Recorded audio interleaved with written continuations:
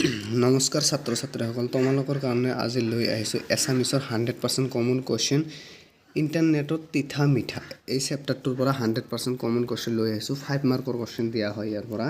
তোমালোকে কি 5 মাৰ্কৰ কুৱেশ্যন দিয়ে আৰু কি 100% কমন আছে চাই লোৱা। তোমালোকে পেজ নম্বৰ কিমান আছে ইয়াত, পেজ নম্বৰ 51 যোৱা।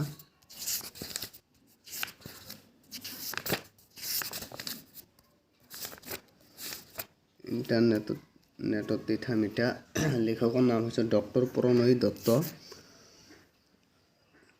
লেখকৰ নাম ডক্টৰ প্ৰণয় দত্ত। ইয়াৰ পৰা 100% কমন কি আছে তোমালোকে চাই লোৱা। প্ৰথমে চোৱা শব্দৰ অৰ্থ।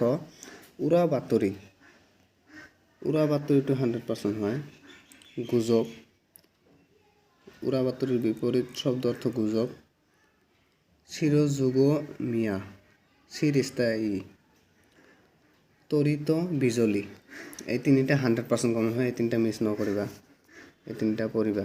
আৰু ইয়াত দিয়া আছে 2 নম্বৰ এটা দি আছোঁ। 2 নম্বৰটো হৈছে www বা ৱেব কি।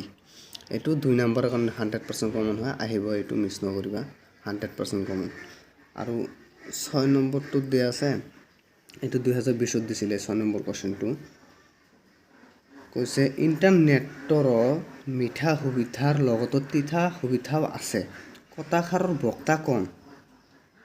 ইণ্টাৰনেটৰ সুবিধা আৰু অসুবিধাৰ বিষয়ে পাঠৰ আধাৰত বুজাই লিখা। এইটো 100% কমন হয়, 2020ত দিছিল, 22তো দিব পাৰে। আৰু 7 নম্বৰত দিয়া আছে চোৱা, ইণ্টাৰনেটত তিতা মিঠা গল্পটোৰ নামকৰণৰ সাৰ্থকতা বিচাৰ কৰা। এইটো 100% কমন হয়, এই কুৱেশ্যনটো মিছ নকৰিবা। আৰু লাষ্ট যিটো কমন হয় এইটো 8 নম্বৰটো চোৱা। 8 নম্বৰ, ইণ্টাৰনেটৰ অত্যাধিক ব্যৱহাৰে ছাত্ৰ ছাত্ৰীৰ জীৱনত কেনে প্ৰভাৱ পেলাব পাৰে, পাঠৰ আধাৰত বুজাই লিখা। মানে ইয়াত কৈছে ইণ্টাৰনেটৰ অত্যাধিক ব্যৱহাৰে, ইণ্টাৰনেট বেছিভাগ যদি চলোৱা তোমালোকে ছাত্ৰ ছাত্ৰীৰ জীৱনত কেনেধৰণে প্ৰভাৱ পেলাব পাৰে সেইটোৰ বিষয়ে লিখিবা আৰু কি। এইটো 100% কমন হয়। আৰু ইয়াত চমুকৈ উত্তৰ লিখা। এইটোত ইয়াত দি আছে মাত্ৰ 5টা কুৱেশ্যন, এইবিলাক কমন কৰিব নালাগে। 5টা, এই 5টা কুৱেশ্যন 5টাই কৰিবা। আৰু যদি তোমালোকক ভিডিঅ'টো ভাল লাগে এটা লাইক কৰি দিবা, চেনেলটো ছাবস্ক্ৰাইব কৰি দিবা। গুড বাই, আজি ভিডিঅ' ইমানেই আছে।